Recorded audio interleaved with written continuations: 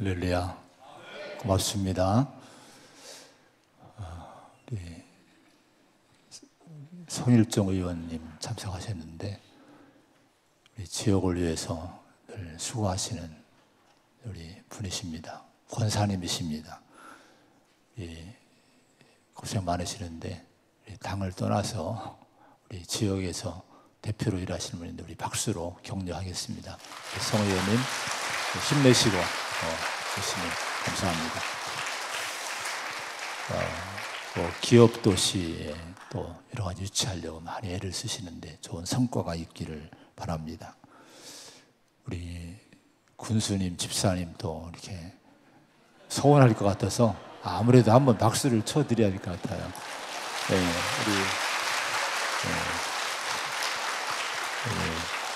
우리 가집사님도 지역 군 행정을 위해서 참 애를 많이 쓰십니다. 건강을 위해서 많이 기도해 주시고 격려를 우리 많이 해주셔야 지역을 위해서 좋은 일을 많이 할 수 있습니다.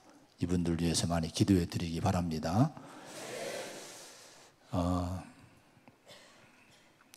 그 마크 맨슨이라는 사람이 우리 한국 사회를 진단을 했는데 유튜버인데 세계에서 가장 우울한 나라로 지목을 했다는 그 뉴스를 보고 소식을 이제 듣고 많은 칼럼들을 보니까 인용을 했습니다. 이 사회가 한국 사회가 우울 사회라고 지금 진단을 받고 있는 거예요. 물론 이분의 평가에는 전부 동의할 수 없는 부분이 있지만은 근데 이 우울감이 어느 컬럼니스트가 명절에 최고조로 달한다고 그래요. 이번 주가 설 명절이 있습니다. 또 명절이 되면은 참 힘든 일이 많아요. 시댁을 가려니까 참 고민이 많이 되고 또 먼 여행을 하려니까 고민이 되고 특히 우리 명절에 질문 3종 세트가 있다고 그 컬럼니스트가 하는 걸 봤는데 취업은 뭐 결혼은 애는 이 세 가지 질문은 아주 우울하게 만든다는 거예요. 자녀들에게 이런 질문을 되도록 안 하면 좋다고 합니다. 여러분 취업이 마음대로 됩니까? 결혼도 여러분 마음대로 되는 겁니까? 애도 그렇게 마음대로 낳는 겁니까? 우리가 좋은 덕담을 좀 용기를 주는 말들을 많이 하고 우울하지 않도록 분위기를 잘 지혜롭게 만들면서 명절을 보냈으면 좋겠습니다. 우리 성도는 세상 사람들과 달라야 돼요. 우울감이라고 하는 것은 실은 우울 사회가 됐다 하는데 하나님이 주신 것이 아닙니다. 성경은 누누이 말씀해요. 항상 기뻐해라. 쉬지 말고 기도해라. 범사에 감사하라. 그러니까 하나님 안에서 우리 성도는 기쁨이 있어야 되고 모든 일에 감사가 넘쳐야 돼요. 그리고 기도하며 살아야 돼요. 이것이 그리스도 안에서 우리를 향한 하나님의 뜻이라고 성경은 말씀을 합니다. 근데 이걸 잃어버리니까 하나님을 잃으니 하나님을 등지니 우울 사회가 되고 있는 거예요. 근데 우리 성도는 이런 사회를 향해서 우리가 기쁨을 가지고 나가야 돼요. 명절에 여러분 우리 성도는 어디를 가더라도 우울함을 물리치는 우울의 어두움을 우리가 깨트리고 그 가정을 환하게 하고 우리 집안을 밝게 하고 그러기 위해서 자꾸 기쁨과 감사를 고백하면서 이 명절을 우리 여러분들이 주도하면서 은혜롭게 잘 보내야 될 줄로 믿습니다.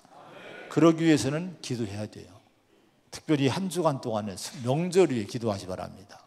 가족 위에 기도하시기 바랍니다. 좋은 명절 될 줄로 믿습니다. 오늘 말씀은 이제 성도가 꼭 알아야 될 것 제목이 그건데 두 가지 부분을 말씀을 나누려고 해요. 먼저는 인생의 근원과 목적지를 우리가 알고 살아야 됩니다. 1절의 말씀 한번 같이 봉독을 합니다. 1절 시작. 유월절 전에 예수께서 자기가 세상을 떠나 아버지께로 돌아가실 때가 이른 줄 아시고 세상에 있는 자기 사람들을 사랑하시되 끝까지 사랑하시니라. 또 3절입니다. 3절 시작. 저녁 먹는 중 예수는 아버지께서 모든 것을 또 자기가 하나님께로부터 오셨다가 하나님께로 돌아가실 것을 아시고. 자, 예수님은 하나님께로 자기가 오셨다가 다시 하나님께로 돌아가실 것을 아셨다, 이렇게 성경은 얘기해요. 이건 무슨 얘기입니까? 하나님께로부터 오셨다가라는 말씀은 자기 근원을 알았다는 거예요. 어디서 왔는지 뿌리를 알으신 거예요. 인간의 근원이 여러분 어디입니까? 인간의 근원은 하나님이시라고 성경은 분명히 말씀을 해요. 창세기 1장에 보면은 하나님이 자기 형상, 하나님 형상대로 사람을 창조하시되 남자와 여자를 창조했다. 여러분, 인간의 생명이 우연히 생긴 것이 아니에요.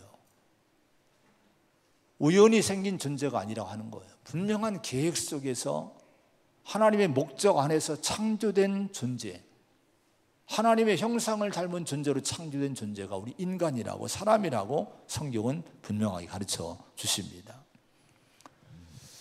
자, 우리는 세상 그 어떤 지식보다도 수많은 지식이 있지만 이 지식을 알기 전에 먼저 뭐를 알아야 되는 거 아니? 자기 근원을 아는 이 지식이 먼저 필요합니다. 이 부분에 먼저 내가 확신을 가져야 돼요.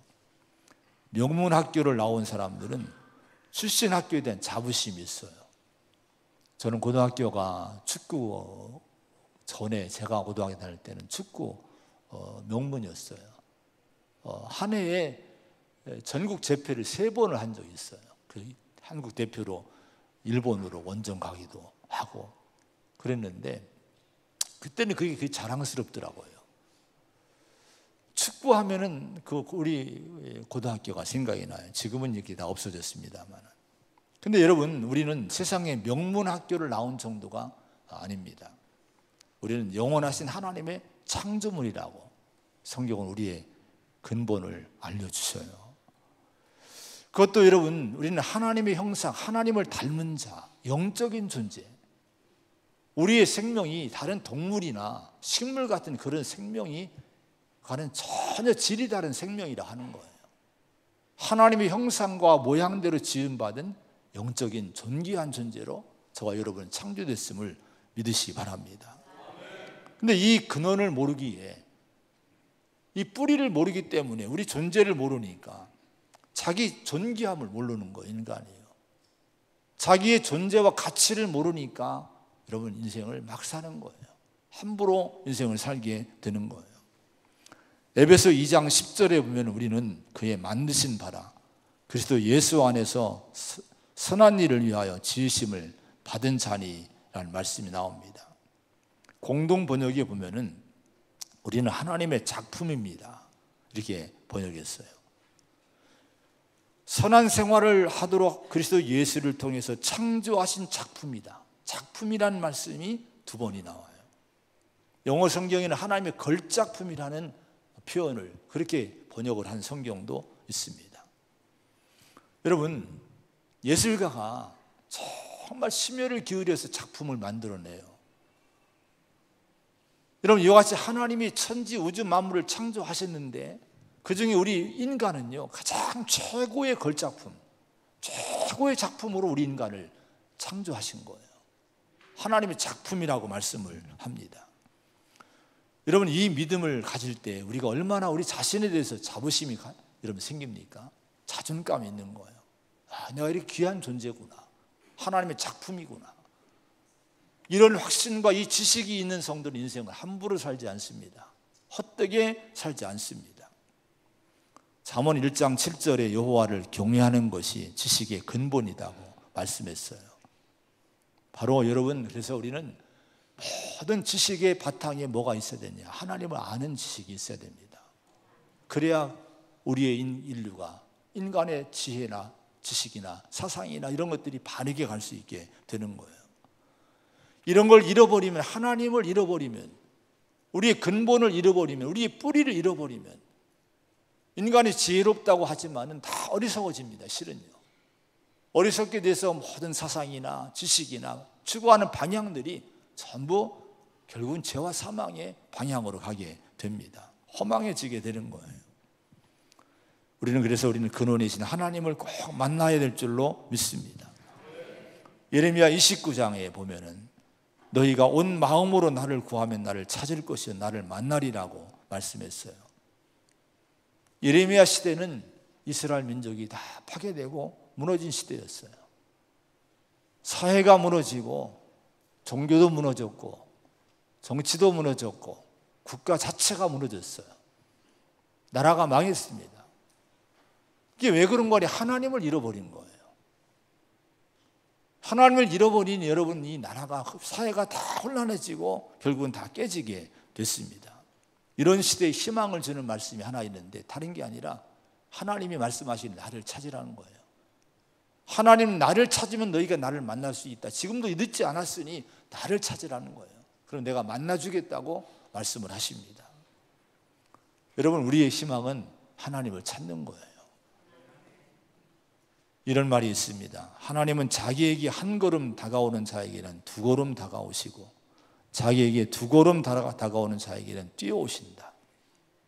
여러분, 하나님에 대한 확신이 없는 분들이 이 자리에 계시면 꼭 하나님을 찾으세요. 반드시 하나님이 뛰어오셔서 여러분 만나주시는 은혜가 있을 줄로 믿습니다. 팀 켈러라고 하는 분이 하나님을 말하다라고 하는 책을 냈는데 여기 보면 이런 일화가 있더라고요. 힘겨운 시기를 보내던 어느 여성이 있었는데 어디 의지할 데 없으니까 한번 나도 하나님을 만나고 싶다고 그런 마음으로 갈망을 갖고 하나님을 찾을 수 있게 도와달라고 이렇게 마음으로 기도하고 간구하던 여성이 하나 있었대요. 근데 하나님을 찾을 수 있게 좀 해달라고 기도했지만 하나님 못 만나는 거예요. 그때 한 믿음의 친구가 이런 조언을 그 여인에게 해주었대요.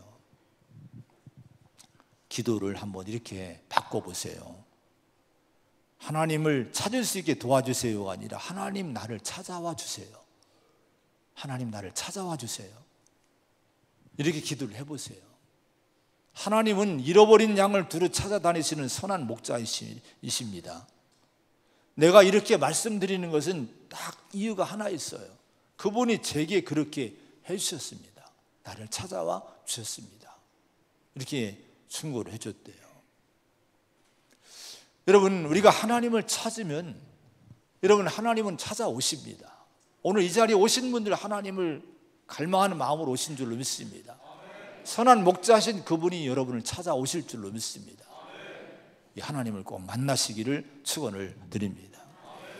그러면서 우리는 이제 인간 자신의 목적지를 알아야 돼요. 근원을 알고 우리의 목적지를 알아야 됩니다. 오늘 뭐라고 말씀하셔요? 자기가 하나님께로부터 오셨다가 하나님께로 돌아가실 것을 아시고 하나님께로 돌아가실 것을 아시고 이렇게 얘기를 해요. 목적지를 알고 계셨다는 거예요. 여러분의 목적지는 어디입니까? 이 태안에 살다 보니까 저는 고향이 대전인데 여기에 여기도 이 자리에도 많은 분들이 계세요. 기촌하시고 노후를 보내시려고 이렇게 오신 분들이 참 여러분 많이 계십니다. 여러분, 근데 여기가 목적지는 아니죠. 제가 고향을 그리워하고 은퇴하면 고향으로 가겠다는 계획을 하고 있지만 거기도 제 목적지는 아니에요. 우리 주님은 말씀했습니다. 세상을 떠나 아버지께로 돌아가실 때가 이른 줄 아시고 세상을 떠나 이렇게 말씀해요. 자, 이 말씀을 통해서 우리에게 가르치는 말씀이 하나 있어요. 세상은 우리 목적지가 아니란 거예요. 여러분, 이 땅에는 그 어디에도 우리 목적지는 없어요. 세상을 목적으로 삼고 사는 성도가 돼서는 안 된다는 거예요. 여러분, 세상에 여러분 목적지를 세상에 두고 사는 사람들은 늘 방황합니다. 그러나 여러분, 하나님의 나라, 정말 아버지의 나라가 내 인생의 목적지라고 이 진정한 인생의 목적지를 발견하고 찾고 바라보고 사는 성도는 영혼이 이 땅에 묶이지 않아요. 세상에 묶이지를 않습니다. 모든 믿음의 사람들을 보세요. 다 그들은 목적지를 분명히 아는 사람들이었어요. 하나님의 나라가 목적지라고 알았기 때문에 그들은 세상에 묶이지 않고 자유함으로 살았던 걸 보게 됩니다. 아브라함을 보면은 히브리서 11장에 아브라함 얘기를 하면서 외국인과 나그네로서 이 땅을 살았다고 말씀을 해요. 그리고 본향을 찾는 사람으로서 하늘에 있는 본향을 찾은 사람이라고 성경은 얘기합니다. 여러분, 아브라함의 마음속에는 믿음 안에서 이미 그 믿음을 가졌을 때 자신의 목적지가 영원한 본향임을 깨닫게 된 거예요. 그게 하나님이 부르시니까요. 하나님 부르실 때 이 아브라함은 모든 걸 놓고 그때마다 옮기고 떠나고 떠나는 삶을 살 수 있었던 거예요. 고향도 떠나고 또 아비 친척집을 떠나고 하나님이 부르시니까 여기는 내 목적지가 아니라고 믿었기 때문에 더 나은 본향을 향해서 결국은 하나님의 나라를 향해서 이 땅에 여러분 영혼이 묶이지 않고 자유롭게 떠날 수 있었던 거예요. 배의 경우를 보면은 항해를 한다고 합니다. 배가 파도를 가르고 가면 항해한다 이렇게 얘기를 해요. 근데 목적지가 없이 파도에 밀려다니면 항해한다고 하잖아. 표류한다고 얘기를 합니다. 인생은 항해와 같습니다. 그런 인생이 우리가 표류하는 인생이 되지 않으려면 목적지가 있어야 돼요. 근데 이 목적지, 하나님의 나라라는 이 목적지를 찾지 못하고 바라보지 못하는 인생은 실은 지금 우리가 열심히 사는 것 같아도 그 인생은 표류하는 인생입니다. 정처 없이 여러분 목적지 없이 그냥 끌려다니는 파도에 이리저리 끌려다니는 결국 그러다가 파산하고 마는 인생이 되고 마는 거예요. 주님 오늘 우리에게 목적지가 어딘지를 알려주시면서 이걸 알고 살라고 말씀하십니다. 세상을 떠나 아버지께로 돌아가실 때가 이런 줄 아시고 고린도후서 5장 1절에 보면은 만일 땅에 있는 집이 장막집이 무너지면 하나님께서 지으신 집 곧 손으로 지은 것이 아니요 하늘에 있는 영원한 집이 우리에게 있는 줄 아느니라. 골로새 3장 1절에 보면은 위의 것을 찾으라. 거기는 그리스도께서 하나님 우편에 앉아 계시느니라. 위의 것을 찾으라고 말씀을 합니다. 여러분, 그렇다고 해서 우리가 세상의 책임을 다 버리라는 것이 아니에요. 세상 일에 소홀히 하라는 얘기가 아닙니다. 난 천국 갈 거니까 이까짓 가면서 이렇게 살면 또 안 돼요. 우리가 여러분 영원한 하나님 나라에 대한 목적지가 분명한 사람의 삶은요 어떤 삶이 됩니까? 골로새서 3장 5절에 보면은 땅에 있는 지체를 죽이라. 음란과 부정과 사욕과 악한 정욕과 탐심이니 탐심 무상숭배니라. 여기 여러분 음란, 부정, 사욕, 정욕, 탐심 이게 다 뭡니까? 세상에서 이루어지는 모든 죄악의 근원들이에요. 목적지를 알지 못하면 다 여기에 매여서 여기에 끌려다녀서 여러분 인생을 망치고 세상을 혼란스럽게 하는 거예요. 그러나 우리가 여러분 하나님의 나라가 목적지가 되는 사람들은요 여기서 이걸 버리고 여러분 이걸 죽이고 이걸 이기고 살 수 있는 거예요. 인생이 아름다워집니다. 인생이 가치가 있어지게 되는 거예요. 그래서 우리는 목적지가 분명한 삶을 살아야 되는 거예요. 여러분 천국을 바라보고 이 땅에서 거룩한 삶을 살아갈 수 있는 성도가 되시기를 축원을 드립니다. 마지막으로 여러분 두 번째는 예수님의 사랑을 알고 우리가 살아야 돼요. 1절의 말씀 다시 한번 읽어봅니다. 1절입니다. 시작. 6월절 전에 세상을 떠나 아버지께로 돌아가실 때가 이른 줄 아시고 세상에 있는 자기 사람들을 사랑하시되 끝까지 사랑하시니라. 자, 여러분 예수님이 사랑하시는데 언제까지 사랑하십니까? 끝까지 사랑하신대요. 여러분의 사랑은 어떤 사랑입니까?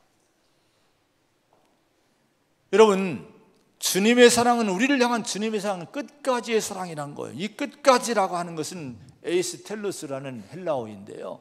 이것은 결승점까지, 극한의 지점까지, 안전함이 이를 때까지, 목적을 이룰 때까지 영원토록 극진히 충분한 이런 사랑의 의미가 있어요. 여러분, 우리를 향한 이 사랑이, 주님의 사랑은 충만한 사랑이란 거예요. 충분한 사랑이란 거예요. 마지막까지 포기하지 않는 사랑, 영원까지 이르는 사랑이 주님이 우리에게 주시는 사랑이라고 말씀을 합니다. 인간의 사랑은 그렇지 않죠.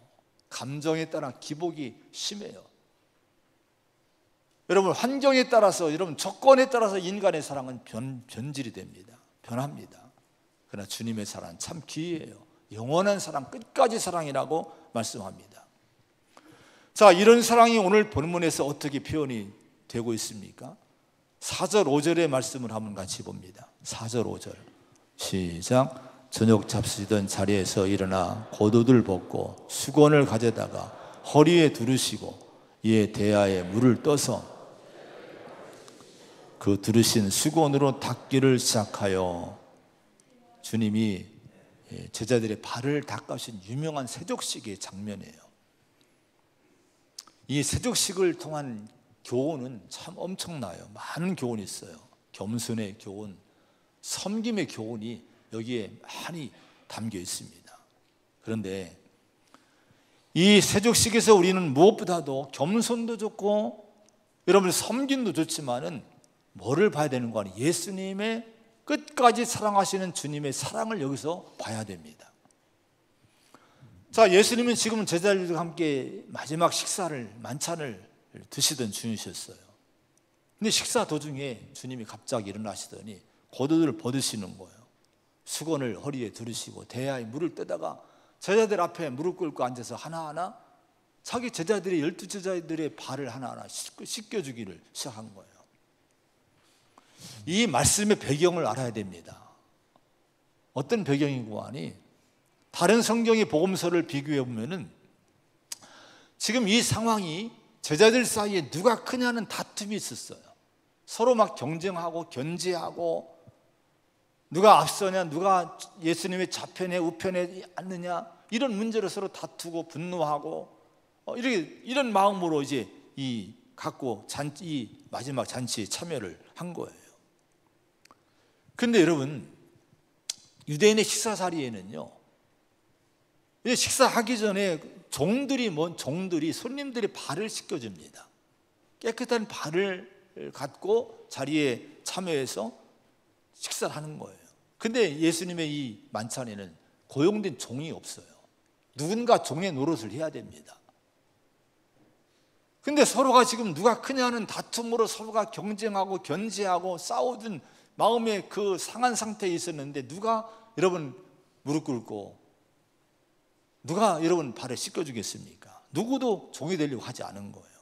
내가 저 사람보다 높은데, 내가 선임인데, 이런 마음으로 이게 하지 않은 거예요. 그래서 만찬의 자리에 씻을 물은 한편에 준비가 되어 있지만 발을 씻지 못하고 전부 이 식사 자리에 앉게 된 겁니다. 그런데 고대 유대인의 식탁은요, 문화가 그런 거예요. 우리처럼 요즘 뭐 식탁에서 앉아서 먹는 그런 분위기가 아니라 다리를 앞으로 뻗습니다. 비스듬히 이렇게 누워서 기대서 이렇게 식사를 하는 거예요. 여러분, 그러면 이 다리가 어디를 향합니까? 상대방을 향하는 거예요. 가운데로 모아지는 거예요. 만 둘러앉았다 하면요. 근데 여러분, 씻지 않은 발을 내밀었을 때에 어떻게 되겠습니까? 냄새나고 그 더럽고 이런 것들이 아주 이 식사 자리를, 분위기를 망치게 되는 거예요. 바로 그런 상황이 지금 벌어진 상태인 거예요. 그런데 예수님이 일어나 겉옷을 다 벗으십니다. 겉옷을 벗으면요, 뭐가 드러납니까? 맨몸이 드러나요. 실은요, 기본적인 것만 걸치고 속에 걸치고 겉옷을 그럴듯하게 차려입은 그걸 벗으면요, 이게 이 맨몸이 드러나는 거예요. 이것은 노예의 복장입니다. 노예들은요, 고대 노예들은 이 겉옷을 걸치지 않고 일을 합니다. 섬길 때는요. 그 영화를 같은 데 보면 노예들 복장이 이렇게 다 맨몸이 드러나잖아요. 그게 왜 그렇게 기원이 되는 거 아니? 이 복장을, 겉옷을 입으면 이 속에 칼을 감췄는지 그걸 모르니까 주인이 안심하도록 이 옷을 벗고 섬기게 한 것이 기원돼서, 그렇게 노예들은 옷을 벗고 일하는 것이 전통이 된 거예요. 그럼 예수님이 옷을 벗으신 건 뭡니까? 자기가 종의 모습을 취한 거예요. 내가 노예의 모습을 자신이 취하신 거예요. 그리고 예수님은 제자들의 먼지 묻고 냄새나는 발을 하나하나 씻어주시고 수건으로 닦아주기 시작한 거예요. 자, 그런데 여러분, 이 세족이 담긴 의미를 우리가 알아야 됩니다. 6절과 7절의 말씀 한번 같이 봅니다. 시작. 베드로에게 이르시니 베드로가 이르되 주여 주께서 내 발을 씻으시나이까? 예수께서 대답하여 이르시되 내가 하는 것을 내가 지금은 알지 못하나 이후에는 알리라. 예수님, 베드로가 자기 순서가 됐어요. 주님이 어떻게 내 발을 씻으십니까? 이렇게 거부하니까 예수님이 내가 하는 것을 네가 지금은 알지 못하나 나중에는 알 거다, 이렇게 얘기를 합니다. 이 예수님의 말씀 속에는 세족이 발을 닦아주는 이 모습이 이것이 영적인 의미가 담겨 있다는 거예요. 이걸 너희가 알아야 된다 하는 거예요. 우리가 이 의미를 알아야 된다 하는 거예요. 또 8절과 9절의 말씀을 10절까지 읽어봅니다. 시작. 베드로가 이르되 내 발을 절대로 씻지 못하리이다. 예수께서 대답하시되 내가 너를 씻어주지 아니하면 네가 나와 상관이 없느니라. 시몬 베드로가 이르되 주여 내 발뿐 아니라 손과 머리도 씻어 주옵소서. 예수께서 이르시되 이미 목욕한 자는 발밖에 씻을 필요가 없느니라. 온몸이 깨끗하니라. 너희가 깨끗하나 다는 아니니라 하시니. 절대로 내 발을 주님이 씻을 수가 없습니다. 거부를 해요. 그러니까 예수님이 내가 너를 씻어주지 아니하면 네가 나와 상관이 없다, 이렇게 주님이 말씀을 합니다. 자, 내가 너를 씻어주지 않으면 네가 나와 상관이 없다고 하는 이 얘기는 무슨 말씀일까요? 그럼 여기 씻어준다는 얘기가 뭘까요? 목욕이라는 말씀도 나오고 씻어준다는 얘기가 나와요. 씻어주면요, 그냥 때를 닦아준다, 먼지를 닦아준다, 이런 의미가 아닙니다. 우리의 죄를 씻어준다는 의미가 있는 거예요. 예수님으로부터 죄를 씻김 받는다는 의미가 있는 거예요. 주님이 우리를 씻어주지 않으면, 우리 죄를 씻어주지 않으면, 예수님으로부터 죄를 씻김 받는 은혜를 받지 않으면 그 사람은 예수님과 상관이 없다는 거예요. 하나님과 상관이 없다는 거예요. 하나님의 나라와 전혀 상관없는 존재가 된다는 거예요. 상관이 없는 일한 것은 몫이 없다는 거예요. 유산이 없다는 거예요. 하나님 나라의 유산을 받을 수 없다고 하는 거예요. 여러분, 하나님 나라의 유산은 누가 받습니까? 로마서 8장 17절에 자녀이면 또한 상속자 곧 하나님의 상속자요 그리스도와 함께한 상속자니, 이런 말씀이 나옵니다.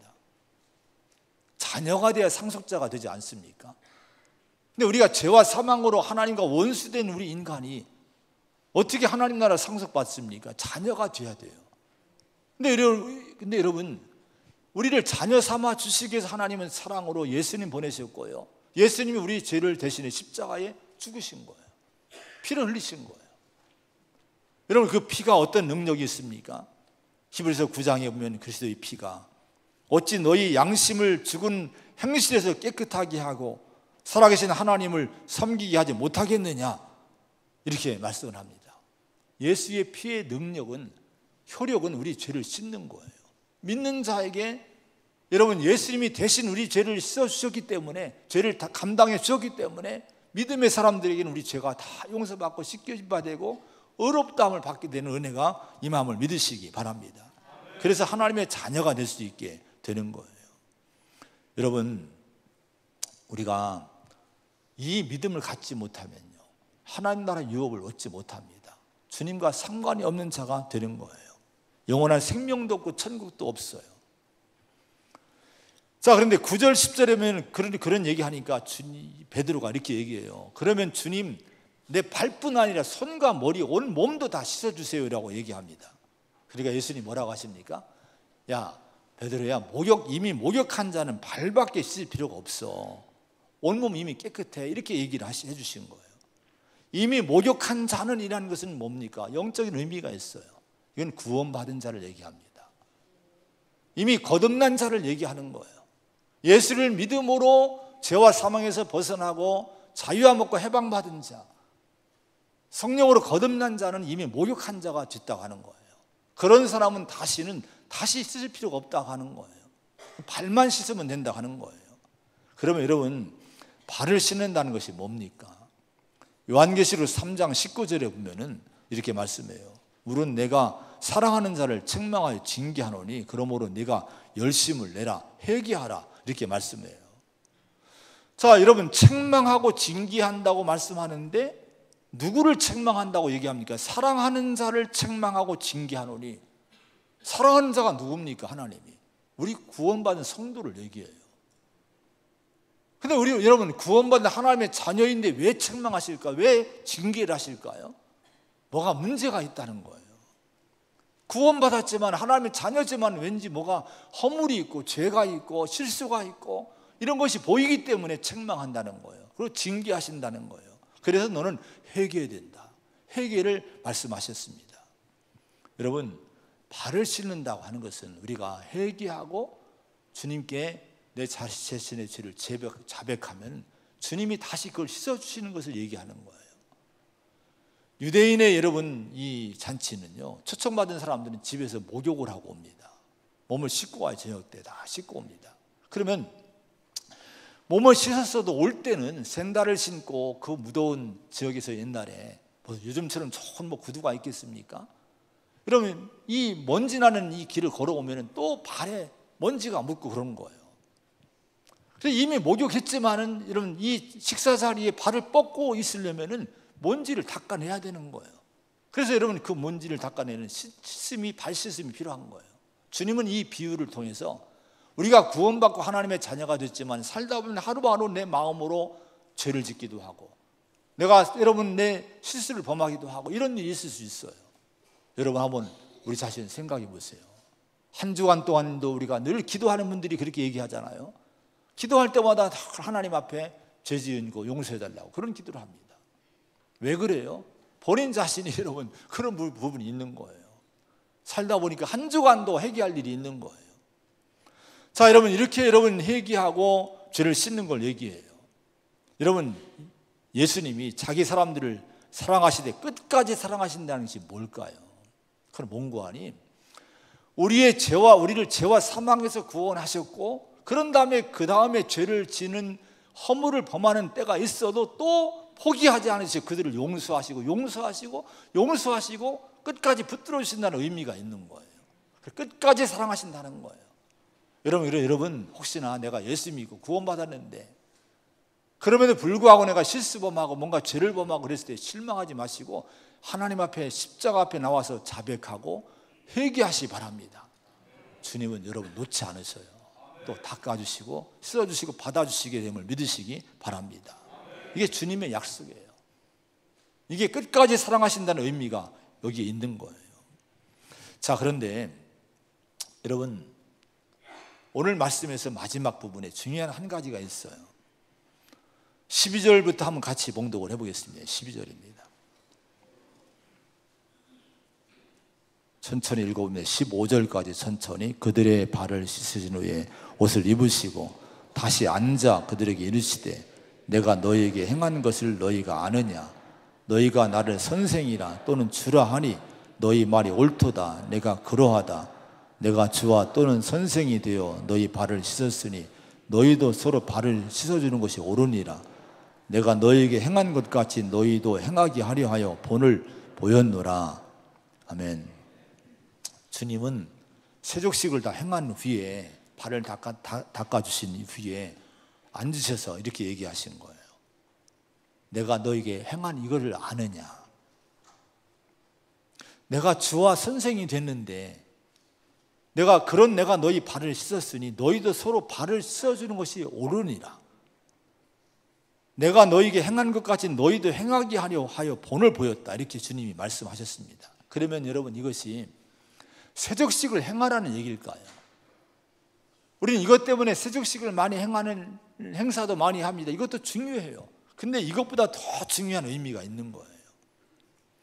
자, 이 말씀은 너희도 서로 발을 씻어주는 것이 옳으니라는 이 말씀은 주님이 우리를 끝까지 사랑하신 것처럼 우리도 그렇게 용서하고 덮어주고 사랑하라는 말씀인 거예요. 다른 사람을 여러분, 허물을 내가 닦아주라는 거예요. 그 허물을 씻어주라고 하는 거예요. 너희도 서로 발을 씻어주는 것이 옳으니라는 것은 빚지다, 원어에 본 빚진다는 의미가 빚지다, 의무를 행하다, 해야만 한다는 의미가 있는 단어입니다. 우리는 빚진 자인 거예요. 우리 자신을 한번 보시기 바랍니다. 우리는 주님에게 얼마나 큰 빚을 졌습니까? 용서의 빚을 진 거예요. 자, 이 빚진 자는요, 무슨 의미가 있습니까? 다른 사람에게 그렇게 행할 의무가 있다는 거예요. 내가 용서받았으면 용서할 의무가 있다고 하는 거예요.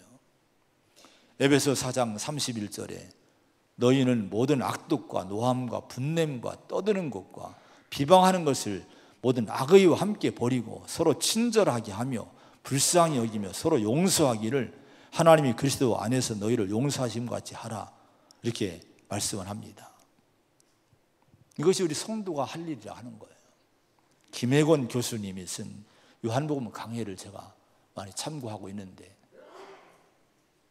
여러분, 이분이 이 세족식 대목에 대해서 부분에서 이렇게 얘기를 했어요. 창조주 하나님이 잘못 살아버린 피조물의 인생을 수습하기 위하여 냄새나는 발을 부둥켜 안는 이 그림은 기독교의 진수다. 기독교의 본질은 하나님이 인간의 더러운 발을 씻어주시기 위하여 몸을 굽히시는 사랑이다. 기독교는 인간 구원을 위해서 몸 굽히신 하나님의 이야기, 신성의 고도들 보듯인 하나님의 사랑의 이야기다. 이 같은 것을 모방하고 담는 것이 기독교다라고 이분이 이 세족식의 의미를 얘기를 했어요. 제 마음에 너무 이 부분에 뜨거운 감동을 받았습니다. 우리도 그렇게 살아가야 된다는 거예요. 주님을 모방하고 주님을 따라 그렇게 살아야 된다 하는 거예요. 내가 옷을 벗고, 여러분, 내가 다른 사람의 발을 씻어주기, 죄를 씻어주기 위해서 내가 몸을 굽히는 그런 인생을 살아가는 것이 우리 기독교, 우리 성도가 되어야 된다고 말씀을 합니다. 잠언 19장 11절에 노하기를 더디하는 것이 사람의 슬기요 허물을 용서하는 것이 자기 영광이니라. 여러분, 영광은 뭡니까? 우리의 영광은 뭐예요? 여러분, 우리 성도의 영광은 허물을 용서해 줄 때 그것이 영광이 된다는 거예요. 교회의 영광은 뭡니까? 교회의 영광은 다른 데서 찾지 말아야 돼요. 우리가 서로의 허물을 용서해 주는 데서 영광이 있음을 잊지 마시기 바랍니다. 그때 교회의 하나님 영광이 넘치게 되는 거예요. 마태복음 18장에 1만 달란트 빚진 신하가 나옵니다. 왕에게 빚을 졌어요. 감당할 길이 없어요. 왕의 은총과 자비를 구하니까 왕이 불쌍히 여겨서 그를 용서해주고 다 탕감을 해줘요. 용서를 해준 거예요. 자유를 얻었어요. 이 신하가 신이 나서 나가다가 동료를 하나 만났는데 그 동료가 자기 100데나리온 빚을 진, 조그만 빚을 진 동료예요. 그 동료를 잡고 돈을 내놓으라고, 빚을 갚으라고 윽박을 지릅니다. 못 갚는다고 좀 자비를 베풀어 달라고 하는데 용서해 주지 않고요, 옥에 가두게 합니다. 이 소식을 들은 왕이 분노하면서 그 신하를 다시 잡아들이라고 이제 호령을 합니다. 잡혀온 그 신하에게 이렇게 책망을 해요. 이 악한 종아, 네가 빌기에 내가 내 빚을 전부 탕감하여 주었거늘 내가 너를 불쌍히 여김과 같이 너도 내 동료를 불쌍히 여김이 마땅하지 아니하냐 책망을 해요. 그리고 그 신하를 옥에 가두도록 명을 내립니다. 예수님은 비유로 이 말씀하신 거예요. 예를 드신 거예요. 팀 켈러는요, 용서를 배우다라는 책에 이렇게 이 말씀을 정리했어요. 한마디로 이 비유는 용서를 청한 사람이 정작 용서를 받고도 조금도 달라지지 않았다는 이야기라는 거예요. 용서를 받았지만 정작 자신의 삶에서는 용서하지 않는 사람의 이야기가 그 비유의 내용이란 거예요. 그런데 그 이야기의 주인공이 누굴까요? 1만 달란트 빚진 그 주인공이 누굴까요? 바로 우리들의 이야기라고 하는 거예요. 우리 성도의 이야기가 될 수 있다고 하는 거예요. 우리는 하나님이 용서를 구하고 용서를 받아서 죄와 사망에서 해방되고 자유함을 얻은 줄로 믿습니다. 여러분, 이 믿음으로 살고 있지 않습니까? 거기에 더 영생을 주셨고요, 의인의 신분도 얻었고요, 천국의 시민권도 우리는 얻고 살고 있어요. 이것이 우리 주신 은혜입니다. 여러분, 우리 오늘 지금 사는 것도요, 발을 씻어주셨듯이 우리의 허물을 날마다 용서하시기에 지금도 살아가고 있는 줄로 믿습니다. 그러면 지금 나는 인간 관계 속에서, 이웃과의 관계 속에서 사랑과 관용과 용서가 그렇게 주님처럼 남다르게 여러분 사는 사람으로 알려지고 있습니까? 지금 혹시나 여러분 내 마음속에, 여러분 마음속에 누군가를 향한 원한을 품고 있든지 미움이나 시기심이나 복수심이나 이런 것들이 아직도 내 마음에 맴돌고 있다고 하면은 예수님의 그 비유 속에 여러분 바로 그 신하에 대해 책망하지 않았습니까? 근데 그 신하가 바로 너라고 하는 거예요. 우리라고 하는 거예요. 바로 네가 그 신하다라고 그 말씀은 우리에게 책망하시고 있다고 하는 거예요. 그리고 우리는 용서를 구하고 용서를 받은 자이면서도 용서하지 않고 살기에 이미 우리는 영적인 옥살이를 자처하고 있다고 여러분, 그런 비참한 존재라고 여러분 얘기하고 있는 거예요. 이걸 우리가 깨달아야 될 줄로 믿습니다. 앨런 제이콥스라는 분이 우리 시대의 심각한 도덕적 위기는요, 성적 방종이 아니래요.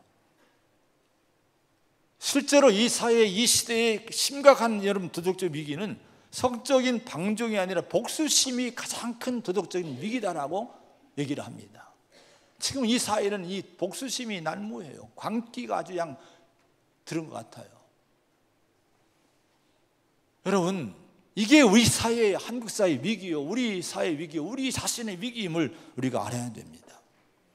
오늘 우리가 믿고 예배하는 믿음의 주이신 예수님이 누구십니까? 오늘 주님은 제자들의 발을 다 닦아주시고 자기를 배반하려고 팔려고 이미 마음먹은 가룟 유다조차도 그 발 앞에 무릎 꿇고 그 발을 다 닦아주시고 안아주신 거예요. 원수를 위해 죽으신 분이 우리 예수님이십니다. 그분을 우리가 예배하고 이거 그분의 음성을 듣고 있는 거예요.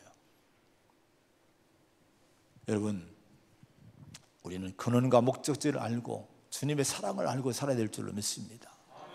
그리고 주님을 본받은 자, 주님을 닮은 자로서 주님이 행하신 것처럼 행하고 사는 성도가 되어야 될 줄로 믿습니다. 그러면 오늘 말씀이 뭐라고 합니까? 그렇게 행하는 자가 복이 있다고, 17절에 이걸 알고 행하는 복이 있다고, 행복하다고 말씀해요. 여러분, 진정한 행복한 인생을 사시기를 축원합니다. 기도하겠습니다. 하나님 아버지, 우리의 근원과 목적지를 바로 알고 살아야 될 줄로 믿습니다. 이걸 놓치고 이걸 잃어버리고 살 때 한없이 인간은 방황하고 표류하는 비참한 인생이 될 수밖에 없습니다. 우리 자신이 지혜롭다고 하지만은 하나님을 잃어버리고 근원을 놓쳐버리고 목적지를 바라보지 못하면 인생은 어리석고 한없이 허망한 인생을 쫓는 삶이 됩니다. 이런 인생 살지 않도록 우리를 꼭 붙들어 주시기 원합니다. 하나님의 사랑, 주님의 사랑을 알기를 원합니다. 사랑하시되 끝까지 사랑하신 하나님, 나를 포기하지 않으시고 지금도 회개한 자를 용서하시고 또 용서하시며 나를 안아주시는 예수님, 그 예수님이 우리가 예배하는 예수님이요, 나의 구주임을 잊지 않기 원합니다. 가서 이와 같이 행하라고 말씀합니다.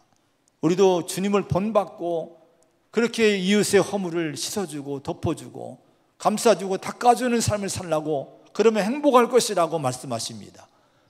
아버지, 이 우울이 가득한 이 사회에 행복을 주기 위해서 우리가 이렇게 복수심이 넘치는 이 사회에 우리가 사랑으로 나가게 하여 주옵시고, 우리 성도가 사랑의 품을 갖고 세상을 품을 수 있는 우리 교회가 되고 성도가 되게 하여 주시옵소서. 우울함이 물러갈 줄로 믿습니다. 우리에게 영적 승리의 힘을 주시옵소서. 예수님의 이름으로 간절히 기도하옵나이다. 아멘.